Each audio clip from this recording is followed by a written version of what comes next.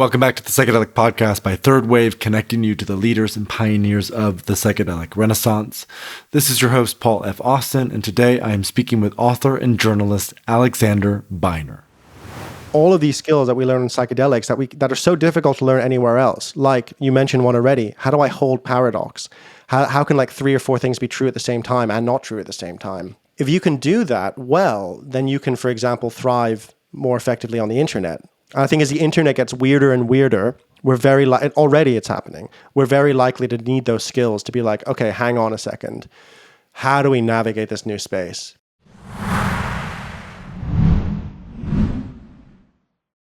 Hey listeners, this is Paul F. Austin, founder and CEO at Third Wave, and today we dive into the heart of the culture wars, looking at how psychedelics can illuminate the path forward in navigating the complex issues facing humanity. Joining me is Alexander Beiner.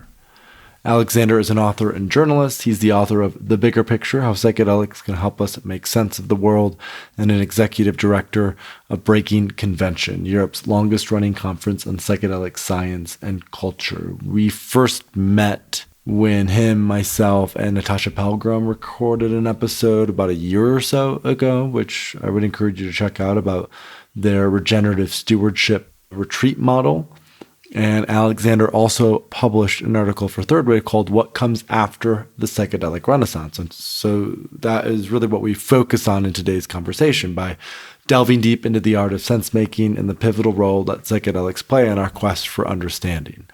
And Alexander draws from his conversations with luminaries such as John Vervaeke, Iain McGilchrist, Nora Bateson. He walks us through the 4 E's of cognitive science, offering a roadmap for enhanced discernment and adaptability. And he also shares his transformative experiences with extended state DMT, offering profound insights into the nature of reality itself. We drew on a breadth of philosophies and imagined how psychedelic perspectives can help illuminate the path forward in the complex and turbulent times that we live in. Okay, before we dive in, make sure to follow the Psychedelic Podcast on your favorite platform or subscribe to our YouTube channel. And if you haven't already, join our community platform at community.thethirdwave.co. There's educational resources, support, conversations, all of this around the safe and intentional use of psychedelics. All right, without further ado, let's dive into this enlightening conversation with Alexander Beiner. Ali, it's great to have you back on the show. Thanks for joining us. Yeah, thanks for having me, Paul. Good to be back. So before we recorded, we talked about the extended state DMT trials that you had been a part of through Imperial. I think I first heard about your work through Rebel Wisdom. You then helped to support retreats at a former company that I had started called Synthesis. You've been involved in clinical research trials. And I think what I love about your approach and your work is you understand the sort of necessity of research, the structure and container that happens within, but you're also not afraid to talk about more of the, let's say, wild west of psychedelic use and how that can impact culture at large. And this sense of sense-making, this aspect of what can psychedelics teach us is something that you've explored extensively through that prior project, Rebel Wisdom, which I think has now closed down. So I'd love to start there, talking a little bit about Rebel Wisdom. What was Rebel Wisdom? How did that come about? What was that project all about for you and your co-creator, David Fuller? Yeah, so Rebel Wisdom it's often kind of difficult to define what it was, but I would say it was an alternative media platform. We also did a lot of in-person retreats and events. So we actually started out doing men's retreats, and then it evolved into a media brand after that. So it started in kind of 2017, like our conversations around it started a little bit earlier. And it was really the time of, the election of Trump in the US and the Brexit vote in the UK, and this sense that there were these kind of big political and social upsets, and the kind of established order of what we thought would happen didn't happen. And that was a very interesting time culturally. There were also a lot of shadows of progressivism that, David and I were noting, and we're among the only people in our group of friends who were kind of noting that at that time. It was quite early. And so that was also quite a difficult position to hold. Like really what we were trying to do is hold a nuanced yes and approach in the culture wars, right? So trying to bring in also a lot of the insights from wisdom traditions and practices like meditation or dialogue practices to say, okay, can we move beyond the I'm right, you're wrong modality and into a much more nuanced, complex, human way of engaging? And so a lot of our films are about that. We also interviewed, some of the most interesting rebellious thinkers, which is one of the reasons it was called Rebel Wisdom. So we interviewed rebellious thinkers in a whole bunch of different areas, psychology and philosophy and sociology, all sorts of different people to really try and make sense. It was a sense-making enterprise, which means, sense-making is a word that it's different to just understanding something. When you understand something, it's like, okay, I've got it. Right? I understand that the sun rises and sets and there's a pattern there. Sense making is more of a dynamic process. It's sometimes used in military terminology as well. There's different frameworks like, there's a bunch of different frameworks out there, but sense making is much more of a dynamic process where it's like I observe, I digest what's going on, I take in as many different contexts as possible, potentially feel it in my body, test my hypothesis somewhat, and then reevaluate. So it's this constantly changing process. And when you're trying to figure out what's going on in culture, that's very often what you need to do because it's constantly changing. It's not like the sun rises and the sun sets. It's, okay, this particular tribe of people online have this belief and this thing just blew up and now everyone's talking about this and this meme is going crazy. No, now it's all over again. Okay, what's happening? So it's a really crazy time to be alive, and we need this, this is where it links to psychedelics, and something I maybe the main argument I make in my book, The Bigger Picture, is that psychedelics really give us the ability to do that well if we use them correctly. They give us the ability to be in these really complex environments where so much is happening at the same time. We're feeling more, we're hearing more, we're seeing more, we're seeing connections that we didn't see before. Literally, parts of our brain are connecting to each other that didn't connect before. And if we can learn to navigate that space and learn to find wisdom and insight there, then my argument is we can take those same skills and without needing to be on psychedelics to go, okay, well, how do I apply that way of being, like a psychedelic approach to politics, to society, to my family, to my organization? And so I think that's that's something I'm very excited about. That's one of the things I see as the next stage. Yeah. So I want to talk into what is that way of being that psychedelics teach us? It probably has something to do with that capacity to hold paradox without taking sides, I would imagine. But before we get into that, I'd love to hear from you, with the work that you did at Rebel Wisdom. You had mentioned you had interviewed quite a few interesting people, and I've seen a couple of the interviews myself. I'd just be curious from your lens, who were three of the most interesting thinkers, philosophers, writers that you had a chance to talk to, interview, explore concepts and ideas with as part of that path of Rebel Wisdom?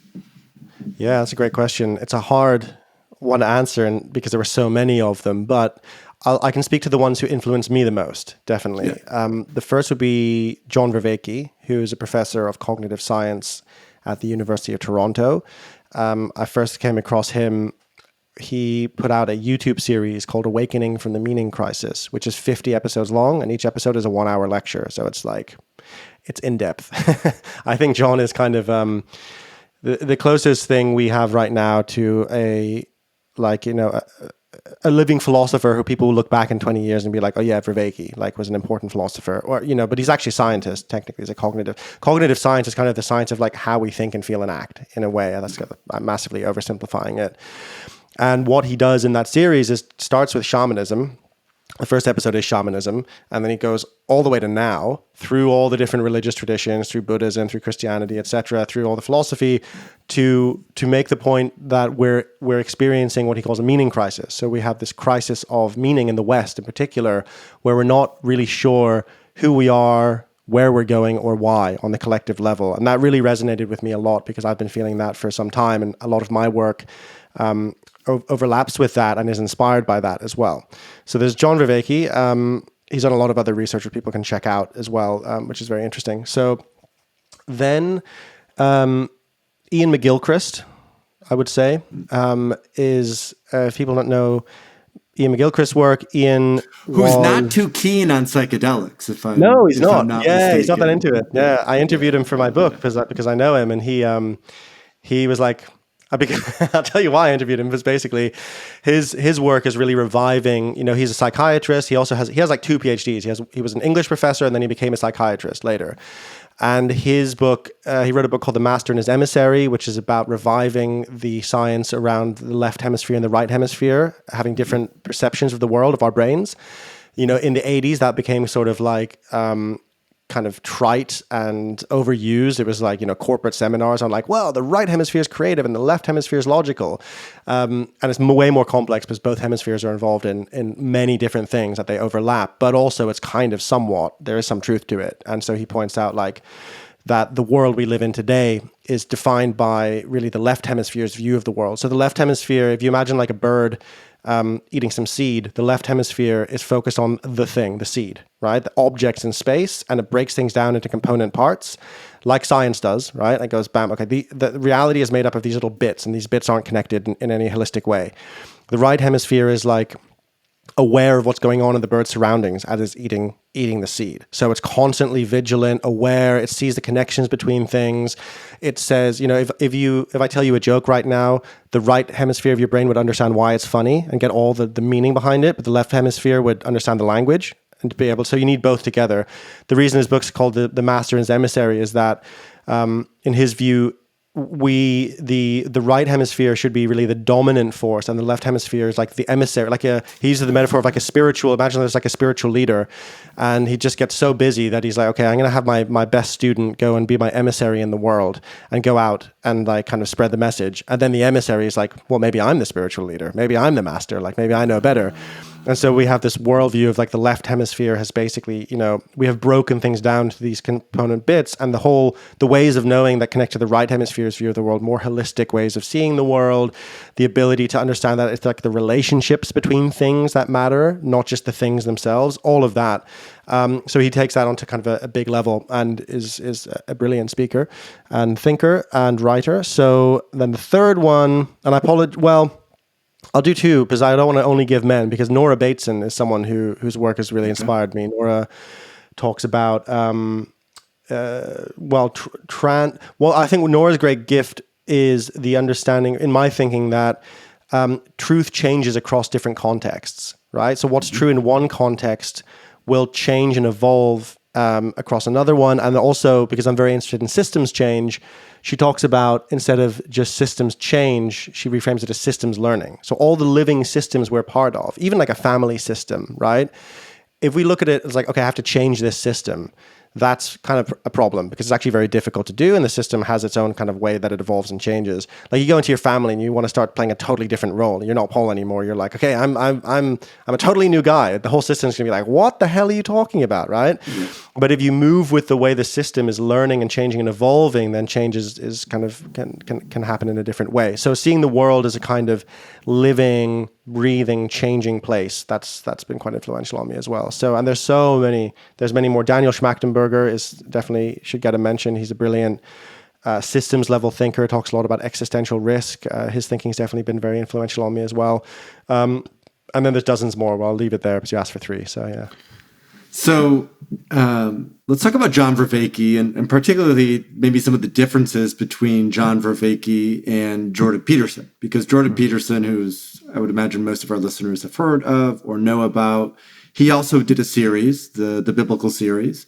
The first book that Jordan Peterson wrote was called Maps of Meaning, so exploring meaning. So I'm curious, just from your lens, because I believe you've also interviewed Jordan at some point, or Rebel Wisdom interviewed Jordan at some point.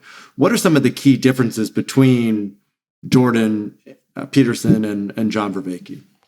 That's an interesting question. I mean, yeah, because so Rebel Wisdom, the media side of Rebel Wisdom really kicked off because David got an early interview with Jordan Peterson, right? And I was very interested in the Jordan Peterson phenomena, and actually a lot of his early stuff I found really fascinating and quite important at the time. I think he really went off the rails in quite a big way. But what was also interesting was the phenomena of what was going on, this pushback against a particular worldview and the kind of revival of, say, more like Jungian and archetypal knowing into the culture. That's what really interested me. So I think I think it's hard to distinguish now Peterson's political side of things from his work, right? But I would say that Peterson's work tended to be more, he's a psychologist, so it was very Jungian, it was very archetypal, very really deep insight into the sort of, let's say, the underlying psychic structure of the Western mind and what that means for now. And I think that was the kind of contribution. John Vervaeke also does that, but he does it in quite a different way, where I would say John also focuses a lot on the wisdom traditions and different wisdom practices. So he used to teach a course on Buddhism, for example. Maybe he might actually still, I'm not sure. So the sort of cognitive science of Buddhism, but he doesn't kind of stop there. He also looks at, Christianity. He looks at Neoplatonism, the early kind of philosophers. So they have different, they also have different, cognitive science and psychology are different, because cognitive science is more sciencey in a way. It's trying to figure out like, okay, wait a minute, like how do we actually think and process information, and how does that relate to, like, why is mindfulness useful in the first place, right? Why is being able to step back from our thoughts and observe them, why does that matter in terms of how we think, feel, how we receive information? Like Vervaeke's work is centered around this concept called relevance realization, which means that what makes us intelligent as humans is that from all the things that are calling for our attention, so that's called salience, like everything, like right now, there's like me talking, but then anyone listening to this might also be walking somewhere, and there could be like a dog, or there could be things happening in the trees, or they could be sitting in their room and there's like 50 objects on their desk. They could be focusing on any one of those objects, right? But being able to zoom in and ignore most of what's happening, this also comes up in psychedelics as well, because that changes. We start to really be like, oh wow, I'm seeing and noticing things I didn't notice before. The doors of perception, the reducing valve in Huxley's metaphor goes up. But what's interesting about this is that that same ability to zoom into what's important, like, is that's what intelligence is, but it's also what makes us really prone to self-deception. So the same cognitive machinery that makes us smart also makes us stupid, because I can also think something's relevant that really isn't. And that happens with like really deep conspiracy theory. It happens with like, not to say that there aren't various hidden things in society, but when it becomes a sort of religious fixation, it also just becomes all of our cognitive biases, like confirmation bias, where it's like we're just so certain. And so a lot of the wisdom traditions, and I think this is true of psychedelics, used the right way, can be used to make us less foolish, as he describes it, right? So they can really be used to like, okay, wait a minute. He uses the metaphor of a pair of glasses. Like you're effectively, cognitively, when you take a psychedelic, or go into meditation, you're taking off the frame through which you were looking at the world, and then you're looking to your frame instead of through your frame. So you're like, oh, this is the way I think. This is how I see the world, not what I'm thinking or what I'm seeing. And that ability allows you to go, oh, you know what? I have massive trust issues because of this thing that happened in my early life, and actually, people aren't out to get me. It's me, right? That's the kind of thing that people might have in a psychedelic, or, there's so many different things that people, will have their own version of this. And then you have this aha moment where you realize, okay, I'm now seeing the world more as it is than I was before I did this. And that's the point of these practices. Of course, just like with psychedelics, you can go the total opposite way. You can be like, hey, I'm a star child from Lemuria, and that's just the absolute truth. And now that's my complete reality. So you can go completely off the rails as well, which is why you need to use that. You talk about this as well. Like, it's a skill. You need to use it as a skill that you develop. Yeah. Right. Fascinating. And I'm sort of piecing through the article that you wrote, because one thing that you mentioned in there are these 4 E's of cognitive science. And then you also mentioned 2 additional E's that Vervaeke contributed to it. I believe it was exaptation and emotion. So I'd love if you could just do like a quick rundown of what are these E's of cognitive science. What in particular is exaptation, and why is it so key to cognition? Yeah, so 4E cognitive science is like the latest or the kind of the newest kind of thing in cognitive science, which argues that, okay, we used to think, and maybe we still have this sense culturally, that our brains are what's thinking and seeing the world, right? And we're sort of like piloting a body through this kind of brain, what's walking around.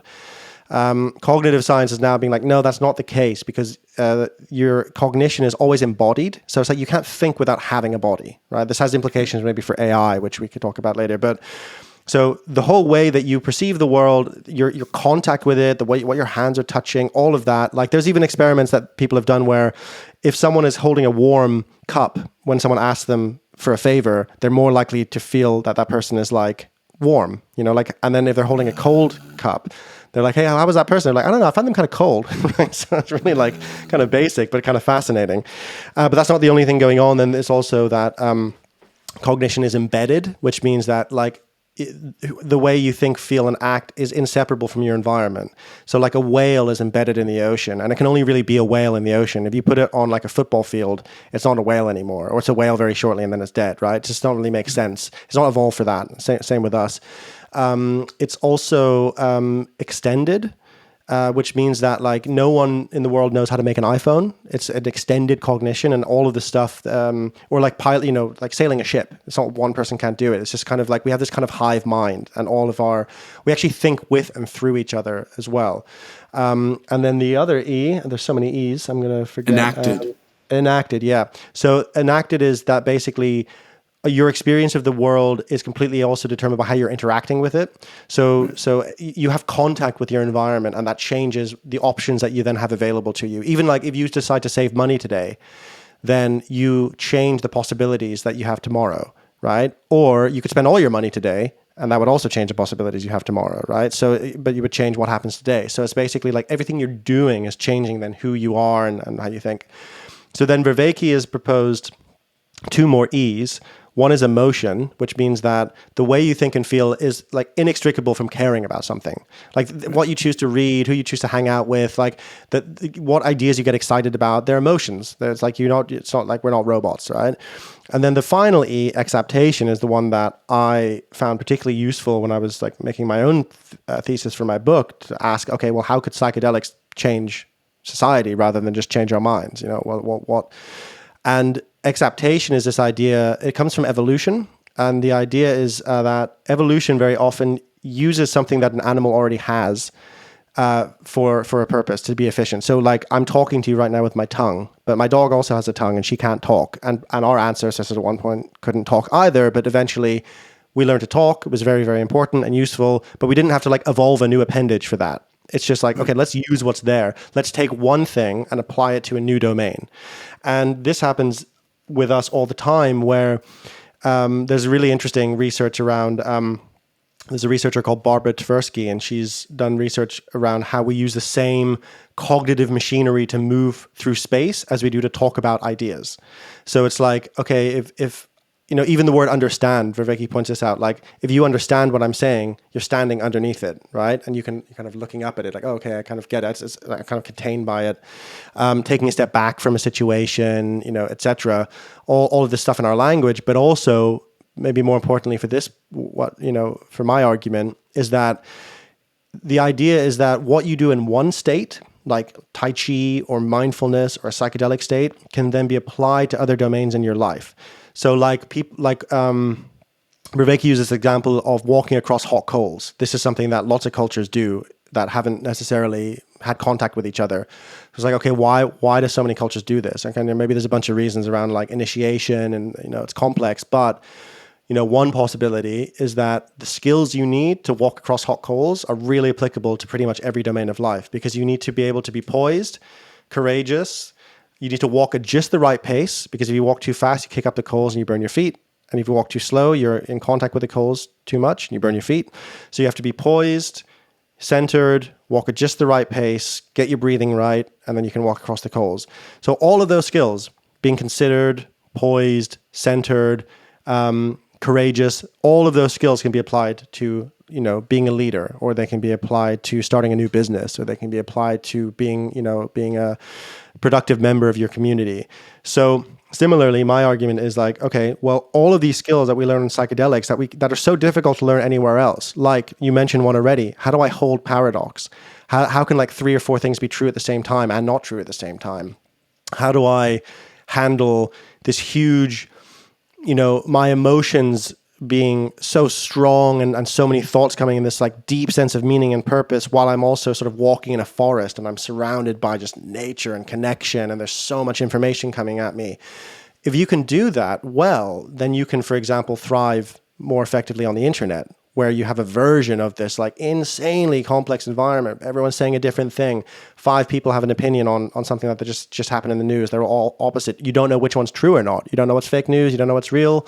We don't know whether a video is generated by, ChatGPT's Sora, which looks already almost indistinguishable from anything else, or is it real, right? And so that's also something that shamans have been navigating for thousands of years. You go into a deep psychedelic space and an entity pops up and is like, hi, I'm the master of the universe. I'm going to show you everything. Another entity is like, no, that guy's full of crap. Don't listen to him. Come with me. And you're like, what do I do?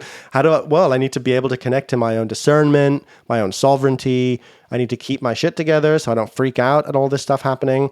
I think as the internet gets weirder and weirder, already it's happening. We're very likely to need those skills to be like, okay, hang on a second. How do we navigate this new space? Because it's not going anywhere, right? It's not suddenly like the AI research is going to halt. I wrote a whole article about this called "Reality Eats Culture for Breakfast," which is around like when they were calling for AI research to be halted, and it's like, yeah, but if it's what's called a multipolar trap. If one person decides not to play, then everyone's screwed because their AI is going to be more advanced, so everyone has to play. So everyone just has to keep this thing going, right? So we have to adapt to that in some way. And part of that adaptation is in how we perceive the world and our resilience as human beings. And I think psychedelics have a massive role to play in that.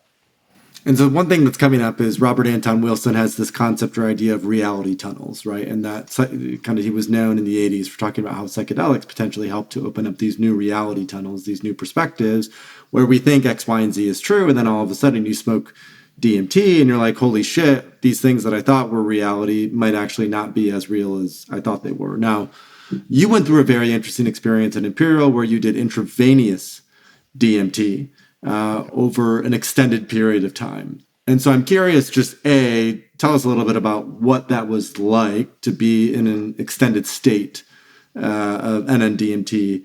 But more importantly, what did that teach you or validate for you or bring up a process of inquiry for you about what is reality, what is not reality? Even, a lot of what's coming up in this conversation today is discernment. So I'm curious to hear you talk a little bit about that extended state DMT. Yeah, so if people haven't heard of it, extended state DMT is basically, this particular trial was one that Imperial College London ran a couple of years ago. And it was looking at, what happens, basically. What happens when you inject people with DMT for, the injection itself is 30 minutes straight. And then the trip was usually like 40 to maybe 45 minutes, depending on where you count the afterglow, So 40 minutes of a deep DMT experience. It was wild. It was really wild. It was like, basically, it's like going from, it's not dissimilar to smoking DMT for the first few minutes, right? Because it's this immediate 0 to 100 moment of it, it's injected in. Immediately, I would be deep into hyperspace within seconds. My body is buzzing, my ears are ringing. Initial anxiety would come up, and I had done a lot of. I had chosen to do a lot of sort of state training beforehand. I'd done DMT and ayahuasca a bunch of times. Hadn't done this, and so I was working actually with a coach I work with called Trish Blaine, who specializes in non-ordinary experiences. And it was like, okay, well, what do I need to do? And I was inspired by Terence McKenna's line, "Don't give way to amazement," which some of the DMT entities told him in one of his trips. And I was like, okay, that's That feels really important, because if I'm just like, oh my God, this is all so crazy, I'm going to lose out on this like once in a lifetime experience to actually explore this realm or experience, however you want to frame it. So my first few minutes would be like breathing. And I would always end up in this, which is quite common, interestingly, in the literature, and sort of anecdotally, in this sort of holding area first. This kind of like cavern. It was this kind of geometric cavern with not a lot going on sometimes. Like sometimes it was, sometimes it wasn't. My first few trips were really very a mix of deeply biographical. I wasn't expecting it, actually. I was expecting much more metaphysical, but it was really profoundly healing. I went on a whole journey around intimacy, around believing in myself, around my relationships. And it was also sort of intertwined with entity encounters and really, really kind of out there metaphysical bizarreness. So my big lesson first was that I went from thinking there's a distinction between this kind of like biographical type of psychedelic experience where I'm like, it's like what they're doing in psychedelic therapy. We're going to go deep inward. I'm going to really like, which a lot of my trips are like, in fact, when I do them. And I thought DMT though is like, yeah, it's this hyperspace, hyperdimensional. It's going to be entity encounters. And it was that, but actually was inextricable from the biographical, So there was so they're both of one substance, basically, in my view. Like they're both intertwined to a degree, to such a deep degree, which was quite a profound, experience for me. And then the final dosing was very much more metaphysical, and it was the highest dose, and that was really a sense of they were asking us through the headphones. So we had basically an EEG helmet on, we had headphones, and we had an eye mask, and we're in this like hospital room, like with a cannula of DMT in one arm and the cannula taking blood in the other arm. So you're really like hooked in. It's very sci-fi. It felt very sci-fi. Mm-hmm. And that experience was one much more of, they were asking us through the headphones, like intensity rating 0 to 10 every now and again. You'd have to give the intensity rating, which was quite an exercise in mindfulness. So you'd have to be like, and then, sometimes I'd say like intensity and I'd be having an entity encounter and the entity would be like, really? 7? Is that it? I'd be like, oh, this is so intense. And then the last one, they'd added in this thing, entities, yes or no. And it was just like where I was, I've broken through to this just huge ecosystem of just like being in the Amazon rainforest. So it was like someone asking in the rainforest, like plants, animals, yes or no? And it's just like, oh, yes.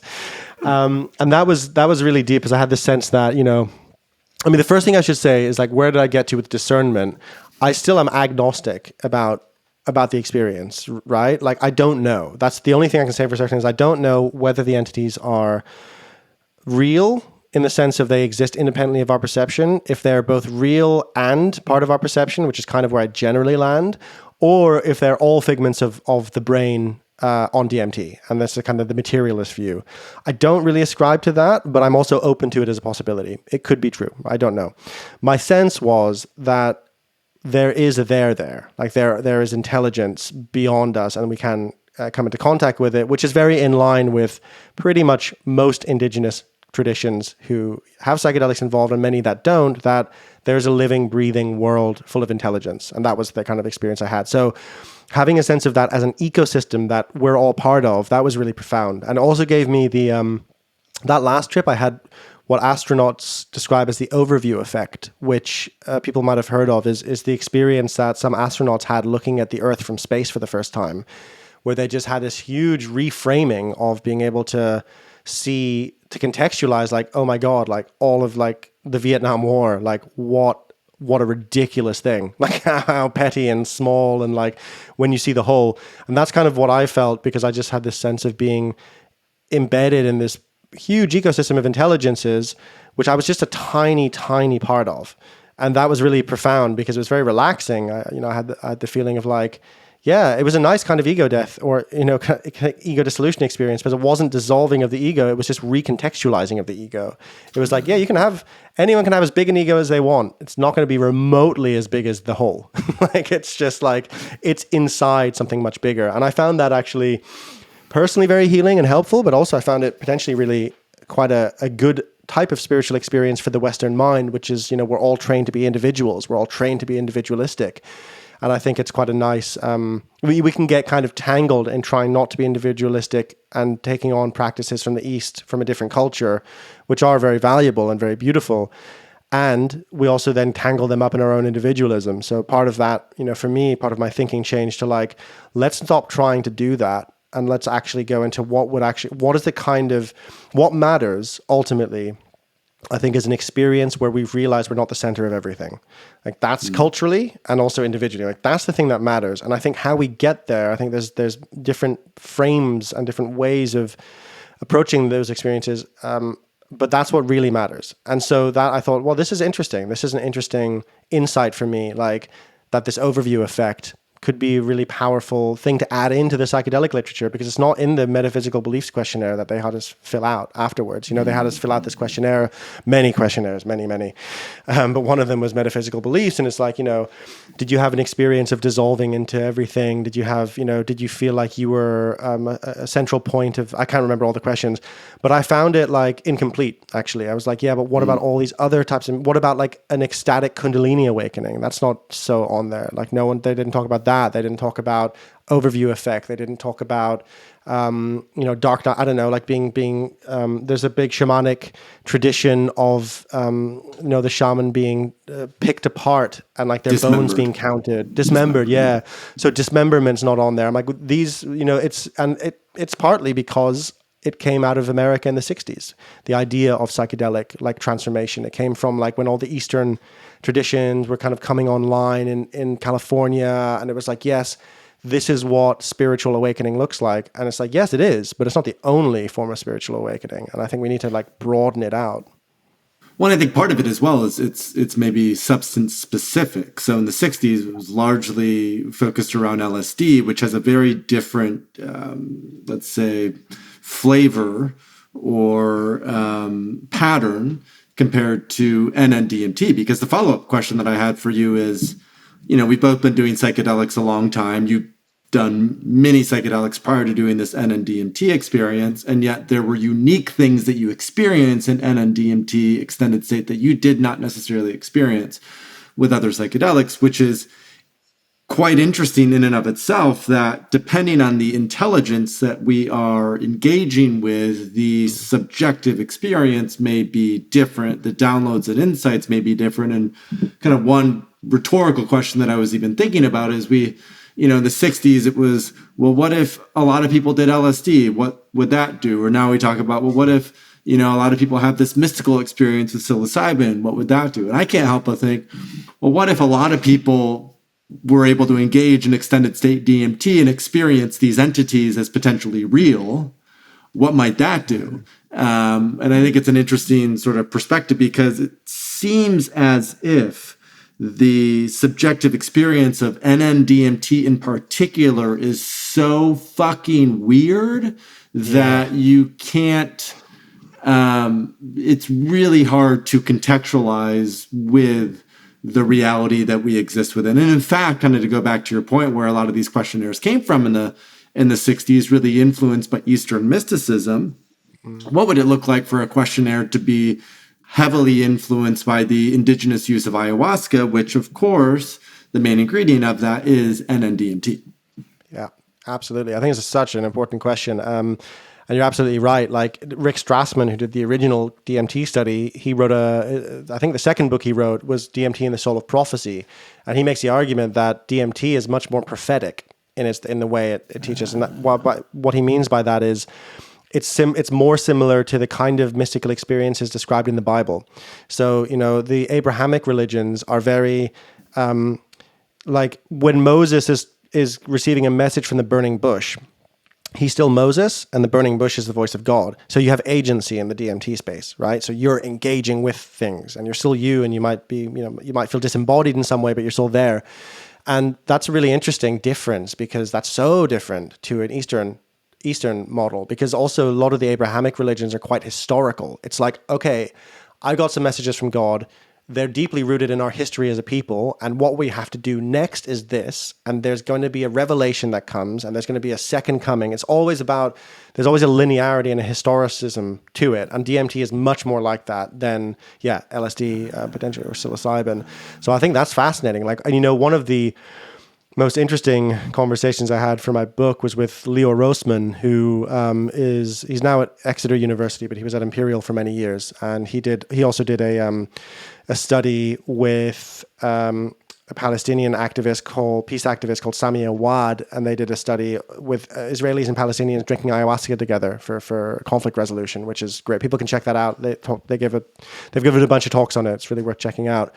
But I was talking to Leo about this, and he was talking about the that was showing up in those studies. Like there's a kind of prophetic, because it's ayahuasca, right? So it's DMT, and there's a kind of sense of like history, and there's incredible stories of like one of the Israeli participants going and like digging outside because he wanted to dig up like his ancestors who were like killed in a pogrom in Eastern Europe, and the Palestinian guys with him with his hand on his shoulder, and like it's all like about history, and it's just, I mean, absolutely, people should definitely check out their talks. They're completely fascinating, important work. But then he also made this argument is that like there's something about the combination of prophecy and psychedelics and politics, which is really, really potent. And it's like revolutionary energy, right? So you don't necessarily get that revolution energy with different psychedelics. You're not going to get it with MDMA, potentially. I say it's an empathogen, but I don't really have the sense, I work with a lot with psilocybin, and that's really one of my main teachers, I would say.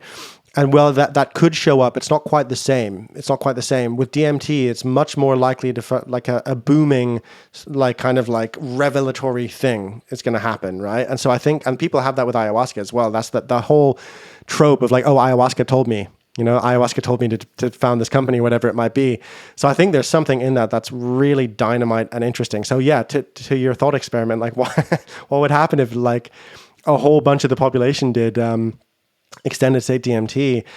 I think it would be wild. I think the openness to different ways of seeing the world would be much higher, especially animistic. I'm quite for some kind of return to an animistic way of seeing the world. That certainly, I moved more towards a sort of philosophical idealism of seeing consciousness as primary, or being like a panpsychist, actually, more close to it.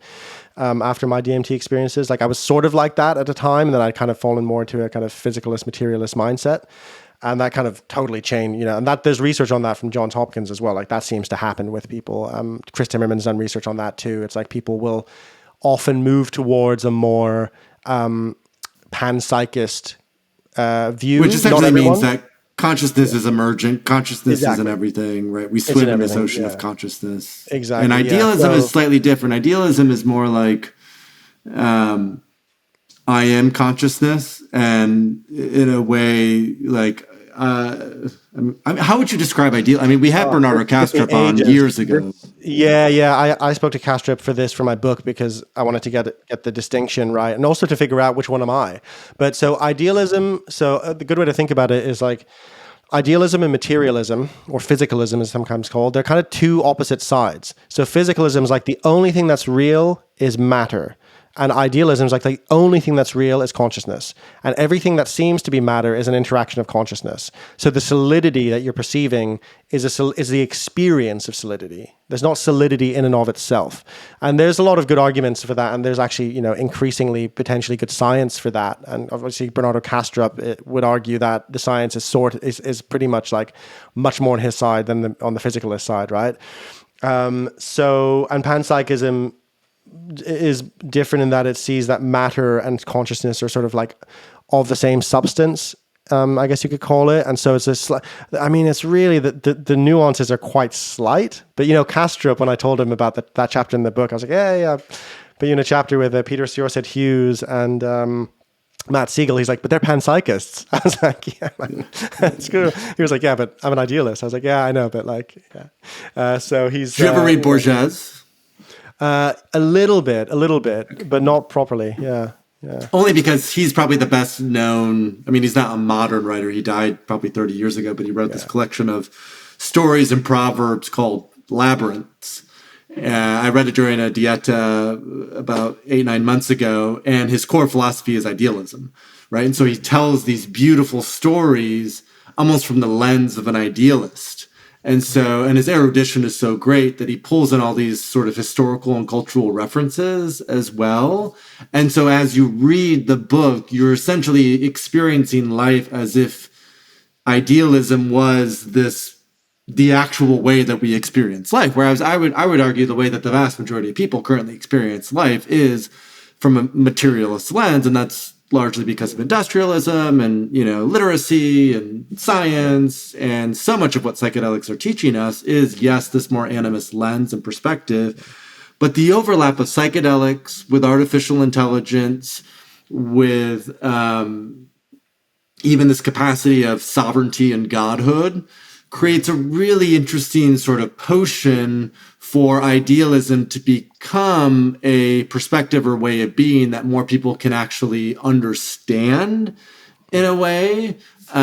Because, as you said, when you're in these extended state DMT trips, I've also experienced this at very high doses of LSD. I get the historicity, I get the lineage with LSD, I get the sort of revolutionary, slightly messiah type of vibe at very high, like highly mythical, highly archetypal vibe with LSD.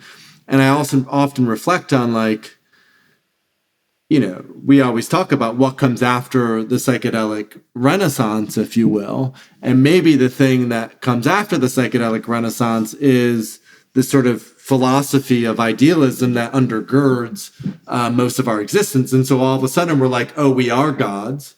And if we are gods, then the energy that we put out, our perspectives and our viewpoints, if they are to actually manifest, and, law of attraction gets this right in a very, very, very superficial way. What would that mean for you and I both creating our own worlds as gods? But then most importantly, what world would we choose to co-create if we could be in alignment or in relationship with each other? Because that's the other key thing that you're touching on, is so much of what psychedelics teach us is that a relational way of being is actually the sort of fundamental, it's what makes us human more than anything. And it's what we've lost touch with. Absolutely. Yeah. And, that's maybe the important point, because if we see the world as a dead machine where everything is just disparate bits that aren't connected to each other, then we treat each other completely differently. And it is everyone for themselves. And we get with AI, for example, then it's like we get a multipolar trap where it's just like, go, achieve, build, make it bigger until we destroy everything. Whereas if we come from an idealist perspective, we see consciousness as the overriding interpenetrating reality, then we act completely differently. We have a different relationship to the environment. We have a different relationship to one another. We see each other as interconnected to the point of we're ultimately of the same substance. So, that's also something that I argue in the book, like that's perhaps the biggest change. If we're asking how could psychedelics change the world, it's like, for me, that is probably the most fundamental change, is at the very level of metaphysics, of like, what do we believe is real? If we change the level of metaphysics, then everything else, it's not magically going to change everything, but things cascade differently out of that. We have different values. It's where the values come from. Because I went on this whole inquiry of over years through Rebel Wisdom and writing the book of like, okay, well, how do we change the cultural values? And then I was like, well, where do the values come from? It's like, well, the values come from what we think is real or not. And then it's like, okay, well, that's the place to change. And that change, I think, happens through revelation in some way. It happens through people having the lived experience of interconnectedness, which again, psychedelics really reliably elicit in us. You just, take a mushrooms and go and just sit quietly in the forest, and you'll see you'll feel it, feel part of it, and experience it. That's the difference. It's like you could read about it in a book, you could read philosophy or you could read science, which knows by definition, everything is interconnected, right? But that's not the same as living it. And if we can live it, then we can apply it. So as a sort of final question, then I'm curious, for you, what is the bigger picture when it comes to psychedelics? And maybe even more practically speaking, you've mentioned this, and we talk about this a lot in the podcast. Psychedelics, when used within a specific context, can be incredibly beneficial to change or shift this metaphysic into something that is more, I would say, life generating or consciousness amplifying. So I'm curious, for you, when you look at the next 5, 10, 15, 20, 30 years, what is that bigger picture? And what do you think we should be really discerning around when it comes to the structure or when it comes to the systems that we create to responsibly use psychedelics? Yeah, it's a good question. So I think practically, I think it's about psychedelics obviously being in the clinic, and that's very important, but also moving beyond just the clinic, so that it doesn't get captured and medicalized. That's very important, because the real, there's this huge potential. Generally, if someone's doing psychedelics in a clinic, it's to fix a problem, and that's the attitude of medicine usually in the West. It's like, let's fix the problem. Whereas we could also be using psychedelics ritualistically, ceremonially, in innovation labs, for example, to solve problems before they happen, and to actually find our way out of, what's called the meta crisis, these multiple overlapping crises we face right now as a species. So a few areas that I find exciting: conflict resolution, I mentioned, the work of Leah Roseman and Sami Awad. That, I think, should be explored a lot more. I think there's so much opportunity to create protocols. Okay, how do we create a conflict resolution protocol that works in one place and also works in another place, and that could be adapted to local populations? There's also, I'm working on a project with called Minds with Bruce Damer. You might have seen that company. So he's really focused on okay, how can psychedelics really aid creativity in a meaningful way that actually leads to new ideas, to new solutions? That's my personal thing that I'm really excited about, because I'm very interested in innovation and creativity. And like Terence McKenna said, we need medium-sized ideas. And I think that's true. It's just like, we need medium-sized ideas that we can apply practically into the world. Then there's the deeper level of, what does it mean for people to be accessing psychedelics in a healthy way? I know you focus a lot on this, and that means that it's not just in a lab or a clinic or an organization, but also people having the cognitive liberty to explore psychedelics, in a safe way, and know what they're doing. And there's plenty of opportunity to educate as best as possible, post-prohibition. How do people actually use psychedelics well? And anyone who does use psychedelics well is very happy to contribute to that, I think, to be like, okay, well, here's situations where you shouldn't do it. And, we've all been burned. So I think there's also some good initiatives. You're doing that. There's lots of initiatives around to give people good, proper information. Which retreat should they go to? What should they be looking out for? All of that. So I think that's really key. And then there's this mysterious element of it of, okay, well, what actually happens when enough of that's going on in the mainstream culture and people are having these experiences? And I think that's then when the psychedelic communities, plural, because it's not just one community, having, being robust enough to be able to hold that and be the place to go for people that are looking for insight, and to have multiple different places people can explore. It's like, okay, maybe they want psychedelic chaplaincy. Maybe that's the direction they need to go, and they need to find that support. Or maybe they need some metaphysical help with something because they just had this big experience and have ontological shock. Or maybe they're just really excited about creativity and they've got a killer idea about how to do a new protocol. So we need these places for people to go and be able to do that. And so that's the bigger picture for me, is that we have all this really healthy, thriving psychedelic ecosystem that doesn't get captured not just by one area of society, but by one type of idea about what psychedelics should be or shouldn't be. So it's so that it stays psychedelic. It's free. It's emergent. It's it always has an element of wildness and mystery and a bit of danger as well. And it's contextual. And there's a fantastic author, Stephen Jenkinson, who has wrote about sort of the part of the downside of globalization, industrialization, immigration, if you will, is that we don't really have a culture in the West anymore, because, at least in the United States and North America, because so much of culture is based in the land. And so I think that's also another really powerful aspect of it, getting back to the environment, if you will, is that these plants, these fungi, these medicines come from the land. Historically, they have been, the medicines they used in the Middle East were different than the ones that they used in Europe, which were different than the ones they used in South America and Central America.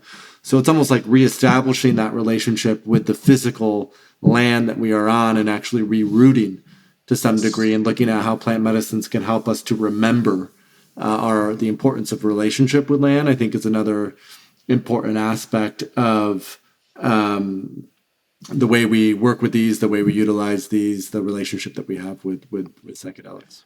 Yeah, absolutely agree with that. Yeah, core. Yeah. So Ali, we could probably go another hour. There's a lot here to discuss and unpack. You published The Bigger Picture maybe about 9-10 months ago. It's available on Amazon. You also everywhere. Not everywhere, but different places too. Yeah. Right, but if folks are listening to this, if they go to Amazon or they just type in The Bigger Picture, they'll be able to find it pretty easily. You're also on Instagram. Yeah, on Instagram as well. That's kind of my main platform. TikTok as well. That's a strange place. I'm still getting my head around it. But yeah, so Instagram. Yeah. What's your handle on Instagram? So it's just Alexander_Beiner. Yeah. Okay. And then do you have a website or any other resources that you want to point folks to? Pretty much everything is centered on alexanderbeiner.com. Okay. And then also, I put my biggest output is on Substack. So that's that you can find that through my website. People can check that out. So I write articles about all sorts of different topics. Then a lot of the stuff we've covered today. So and in the book I also talk about my DMT extended state experiences. It's kind of a narrative thread throughout. So if people are curious about that, that's in there as well. Fantastic. Well, thanks for coming back on and joining us. I selfishly really enjoyed this podcast and being able to sort of kind of go back and forth with you. So check out alexanderbeiner.com, everyone. Check out The Bigger Picture, Ali's book, and reach out to him if you have any other questions or dialogue you want to engage with. Yeah, thank you, Paul. This has been a lot of fun, as I knew it would be. Thanks. Thanks so much for watching. If you want to grow your own medicine from microdosing or high-dose experiences, check out our Mushroom Grow Kit. It's the simplest way to get a reliable source of high-quality mushrooms, and it includes detailed videos walking you through the entire process. No guessing, just clear instructions for best results. Check out the link in the description below.